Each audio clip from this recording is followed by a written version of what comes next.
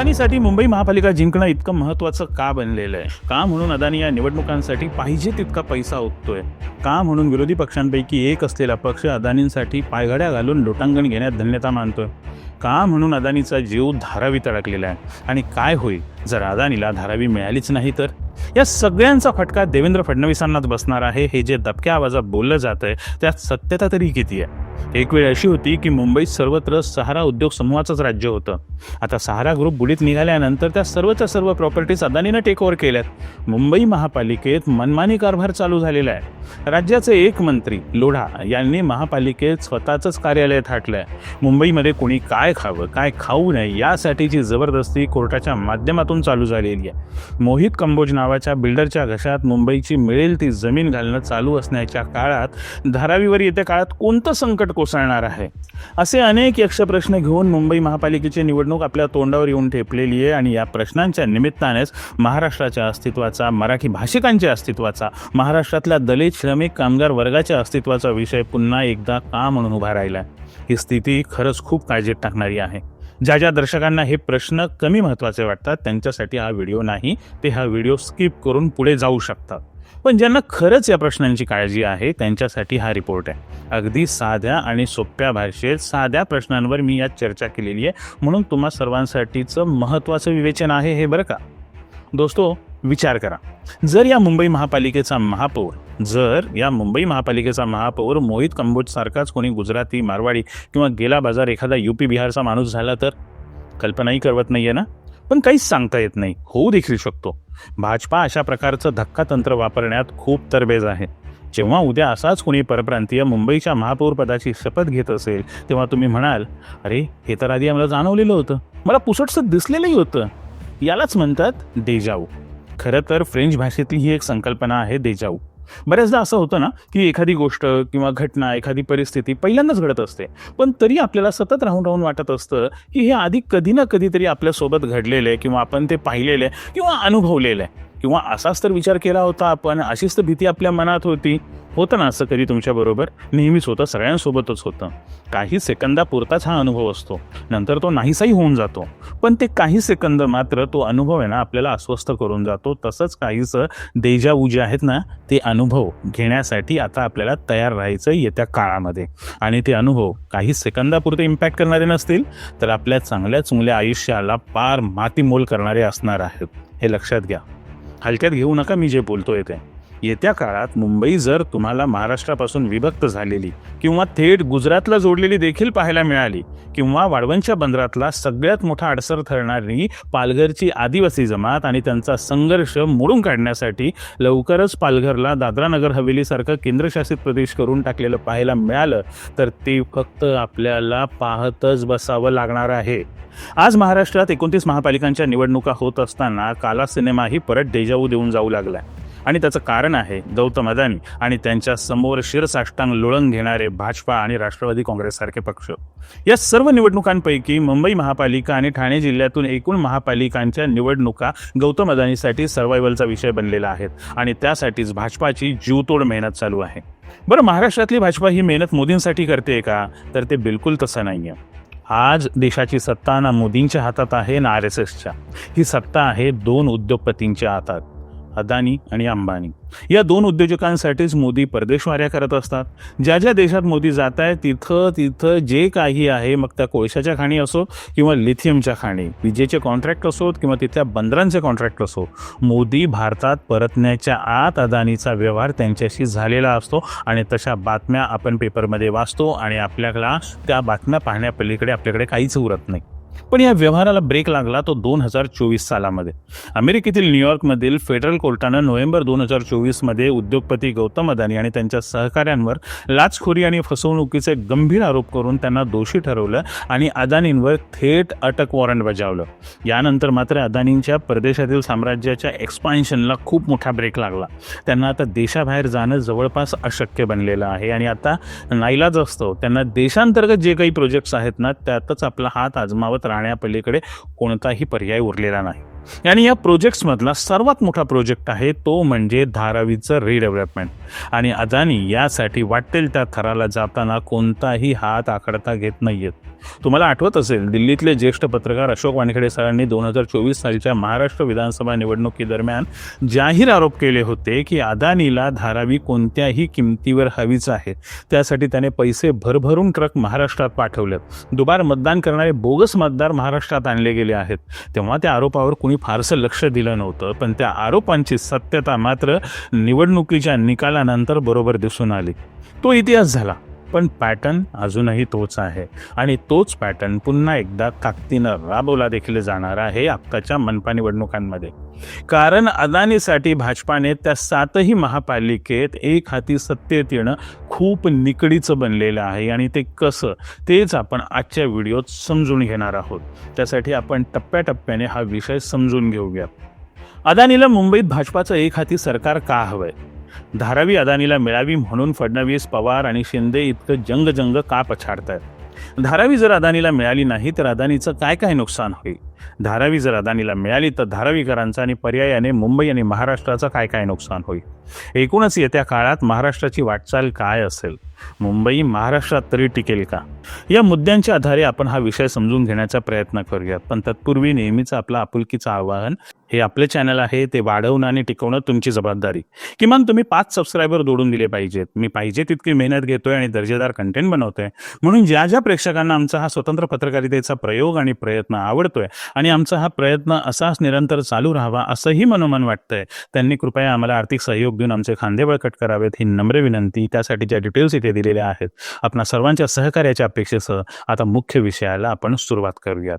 यातला पहिला मुद्दा आहे, अदानीला मुंबईत भाजपाचं एक हाती सरकार असणं, म्हणजेच मुंबईत भाजपाचा महापौर असणं का गरजेचं आहे हे समजून घेऊयात. आणि हे समजून घेण्यासाठी आधी आपल्याला मुंबई महापालिकेची डेमोग्राफी आणि इकोसिस्टम मुळातून समजून घ्यावी लागेल.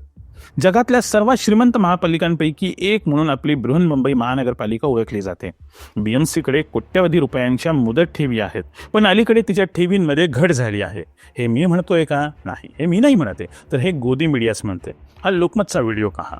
देशातली सगळ्यात श्रीमंत महानगरपालिका म्हणून ओळखली जाणारी आपली मुंबई महानगरपालिका, तिच्या तिजोरीत कोट्यवधी रुपयांच्या मुदत ठेवी आहेत असं आपण नेहमी ऐकतो.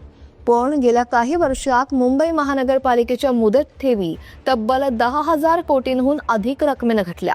आपल्या मुंबई महापालिकेला 4 सप्टेंबर 2023 रोजी 150 वर्ष पूर्ण झाली. आतापर्यंत महापालिका ही फक्त नागरी सुविधा देण्याचंच काम करत होती, जसं शालेय शिक्षण, आरोग्य, कचरा विल्हेवाट, मलनिस्सारण या सुविधा देत होती. मात्र गेल्या काही वर्षात पालिकेनं इन्फ्रा प्रोजेक्ट्समध्ये सुद्धा स्वतःचे हात आजमावले आहेत आणि ते करायला घेतलेले आहेत. आरोग्याच्या बाबत म्हणाल तर बीएमसी ही अशी एकमेव बॉडी आहे जिचे स्वतःचे 16 हॉस्पिटल्स आहेत, 30 प्रसूतिगृह आहेत आणि 4 मेडिकल कॉलेजेस आहेत. शिक्षणाच्या बाबत बोलायचं झालं तर मुंबई महापालिकेच्या 1100 पेक्षा जास्त शाळा आहेत, त्याही मोक्यांच्या जमिनीवर आहेत बरं का, ज्यात 3.5 लाख विद्यार्थी शिकतायत, तर 11,000 शिक्षक शिकवतात. एकूण 7 माध्यमांमध्ये 4 बोर्डांचे अभ्यासक्रम चालतात. बीएमसीच्या मालकीची 5 मोठी धरणं देखील आहेत, तर राज्य सरकारच्या मालकी असलेल्या 2 धरणांच्या बांधकामात बीएमसीची भांडवली गुंतवणूक देखील आहे. मुंबईत आता नव्याने विकास होण्यासाठी जागा राहिलेली नाहीत आणि परप्रांतीयांचे येणारे लोंढे काही केल्या थांबायचं नाव देखील घेत नाहीयेत. गायपट्ट्यातील भाजप सरकारनं त्यांच्या राज्यात रोजगार उभे केलेले नाहीत, त्यामुळे तिथल्या बेरोजगार तरुणांना कामाच्या शोधात मुंबईत यावंच लागतंय.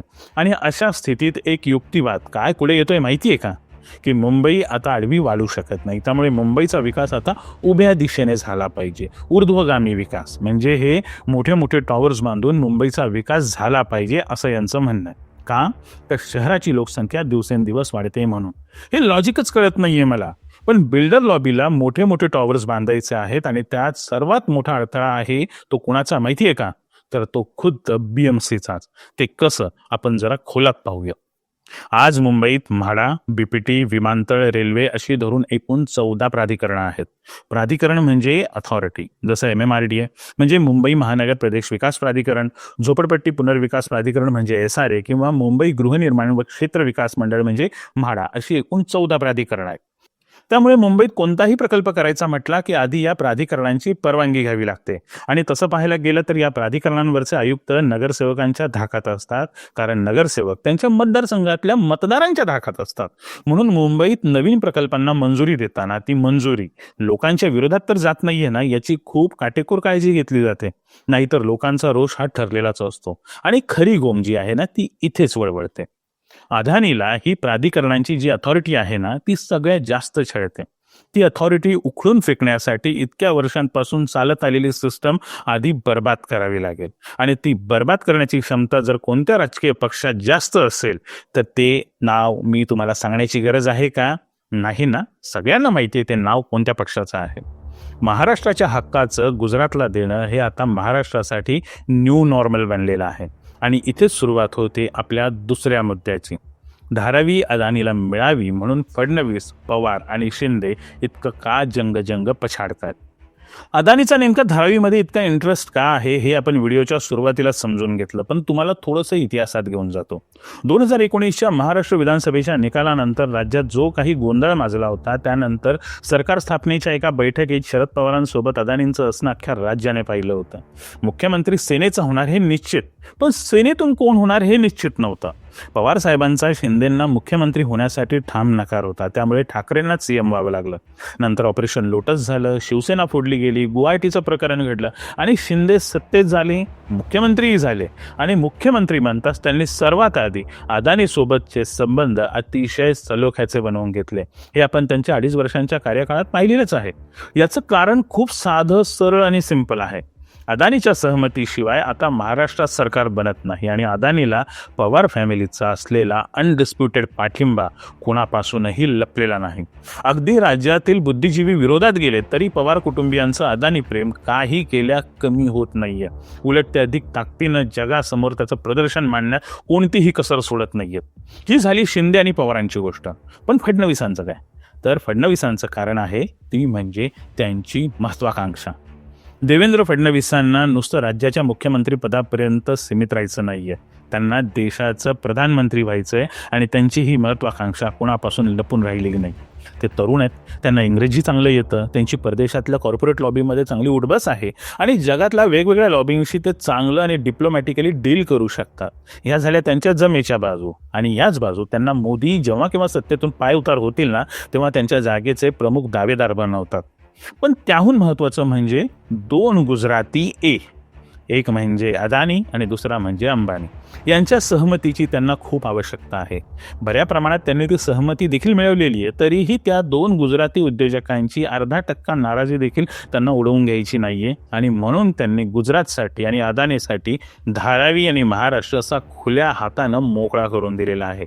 म्हणून मी अगदी ठामपणे म्हणतोय की आत्ताचं सरकार ना महाराष्ट्राचं आहे ना भारताचं, तर ते थेट अदानीचंच सरकार आहे. आणि हे सरकार गुजरात धार्जिणं आहे, हा माझा थेट आरोप आहे. या आरोपासाठी पुरावे देखील आहेत.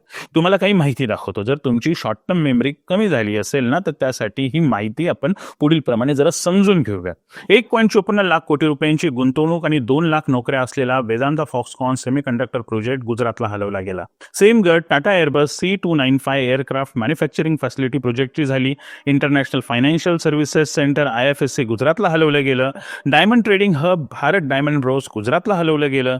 Sindhudurg submarine tourism project, bulk drug park, textile commissionerate office, Micron सेमीकंडक्टरचा project, Safran engine project, coastal guard headquarters, हे सगळे प्रोजेक्ट महाराष्ट्राच्या वाट्याचे. पण हलवले कुठे? तर गुजरातला. अब्जावधींची गुंतवणूक आणि लाखो नोकऱ्या ज्या महाराष्ट्राच्या हक्काच्या होत्या त्या कुठे वळवल्या? तर गुजरातला. आपल्याला ना आता सवय लागली आहे, जे आपल्या वाट्याचं आहे, जे आपल्या हक्काचं आहे, जे अलगद गुजरातला उचलून दिलं जातंय. आपल्या ताटातलं, आपल्या तोंडातलं, आपल्या हक्काचं जेवण, आपला हक्काचा घास गुजरातच्या नरड्यात ढकलला जातोय आणि आपण सवय झाल्यासारखं फक्त पाहत बसलोय. उद्या जेव्हा अशाच पद्धतीने मुंबईचा घास गुजरातच्या ताटात वाढला जाईल तेव्हा देखील आपण असेच पाहत बसलेलो असू का? हा माझ्या पुढे मोठा प्रश्न आहे. कारण आपल्याला आता याची सवय झालेली आहे, हो की नाही? बरोबर आहे ना? म्हणून तीच गत धारावीची आहे.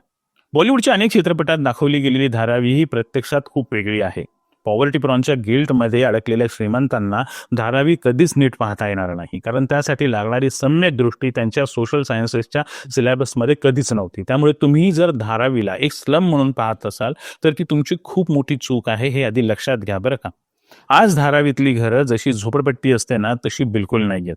धारावीतल्या मेहनतकश लोकांनी आपापल्या पद्धतीनं का होईना स्वतःची छोटी पण पक्की घरं जरूर बांधलेली आहेत.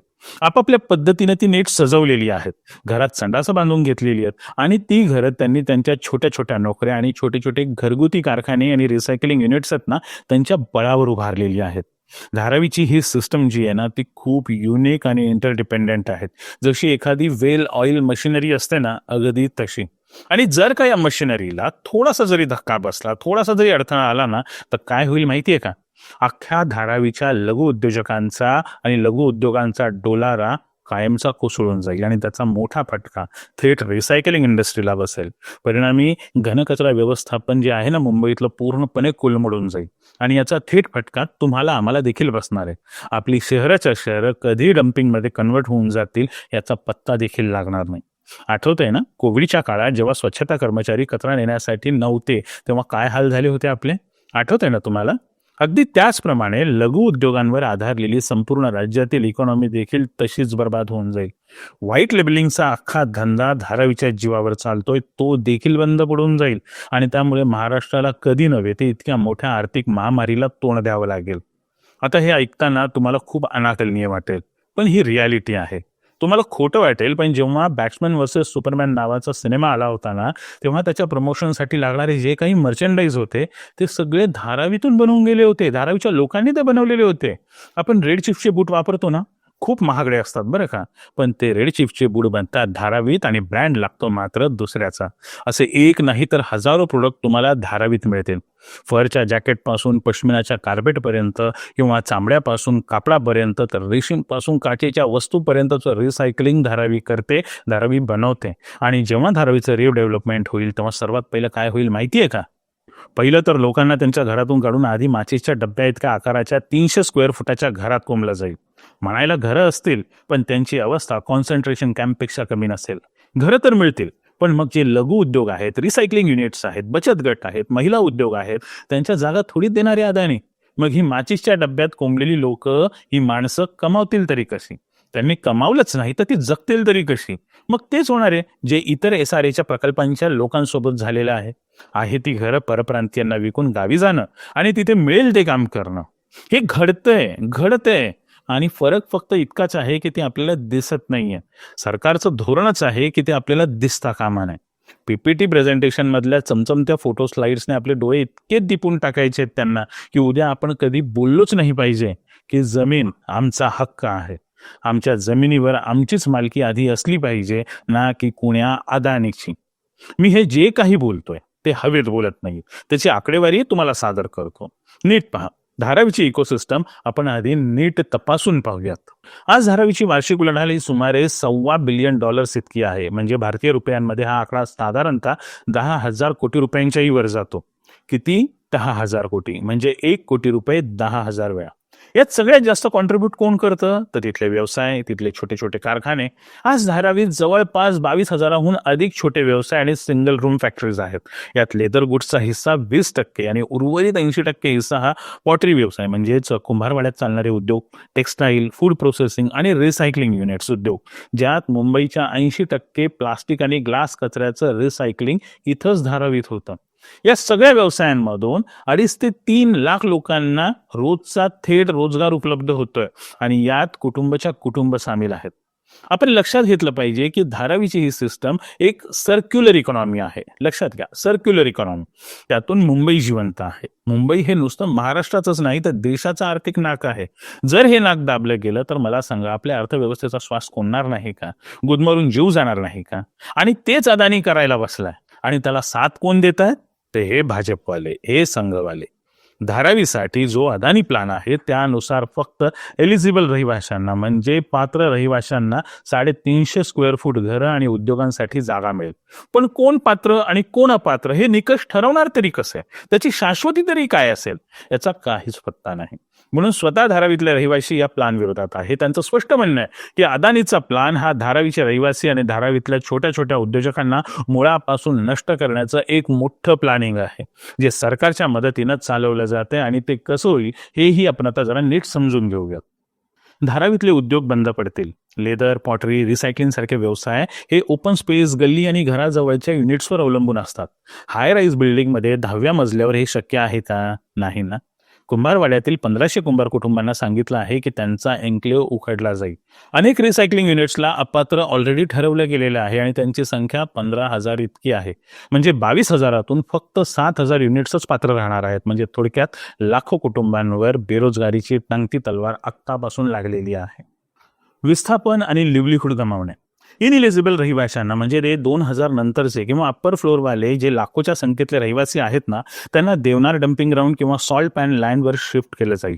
तिथं जे प्रदूषण आहे ते इतकं आहे की श्वसन रोग आणि कर्करोगाची जोखीम तिथे 30% जास्त आहे. आणि तिथे हे उद्योग चालवता देखील येणार नाहीत. मालाची वाहतूक, ग्राहक येणंही अवघड. म्हणजे थेट मारता येत नाही ना, तर गॅस चेंबरमध्ये मारून टाकता येण्याची सोयच केलेली आहे या प्लॅनमध्ये. भिकेला लागण्याची भीती.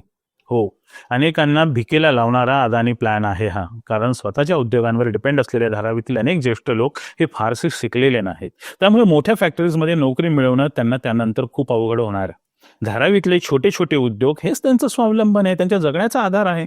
स्वतःची मालकी, स्वतःचा वेळ आणि स्वतःचा नफा. आणि जर का हेच गेलं त्यांच्या हातातून तर बेकारी वाढेल, कर्जबाजारीपणा होईल आणि मुंबई सोडून गावी परत जावं लागेल, जिथे रोजगार नाही. जी शोकांतिका मुंबईतल्या मिल कामगारांची झाली तीच तर धारावीतल्या या लोकांची होऊ घातलेली आहे, असं म्हटलं तर वावगं ठरणार नाही. धारावीची इकोसिस्टम ही गरीब लोकांची ताकद आहे, मेहनतीनं उभी केलेली ताकद आहे. ती जर नष्ट झाली तर विकास नावानं श्रीमंतांसाठी मॉल्स आणि फ्लॅट्स येतील, पण लाखो लोकांच्या जगण्यावर प्रश्नचिन्ह उभं राहील. या लँड ग्रॅब विरोधात धारावी लढते आणि आपण काय करतोय तर आपण बघत बसलोय फक्त. अदानीचे मुंबईतले जे प्रमुख प्रकल्प आहेत ना, त्यात धारावी स्लम पुनर्विकास प्रकल्प हा अदानीचा सर्वात मोठा प्रकल्प आहे, ज्यात सुमारे $4.1 अब्ज म्हणजे 34,000 कोटी रुपयांची गुंतवणूक आहे अदानीची. त्यात अजून $36 अब्ज एकूण गुंतवणूक अपेक्षित आहे. यात आधुनिक आवास, व्यावसायिक जागा आणि इन्फ्रास्ट्रक्चरचा विकास समावेश आहे. बीएमसीच्या मंजुरीशिवाय हा प्रकल्प पुढे जाऊ शकत नाही. अदानीचा दुसरा अजून एक प्रकल्प म्हणजे विमानतळांचा प्रकल्प. अदानी मुंबई इंटरनॅशनल एअरपोर्ट म्हणजे MIAL आणि नवी मुंबई इंटरनॅशनल एअरपोर्ट म्हणजे NMIA या दोघांचेही संचालन अदानी ग्रुप करतो. 2006 साली काँग्रेस सरकारने 74% स्टेक विदेशी भागीदारांना विकले होते, जे अदानीने विकत घेतले.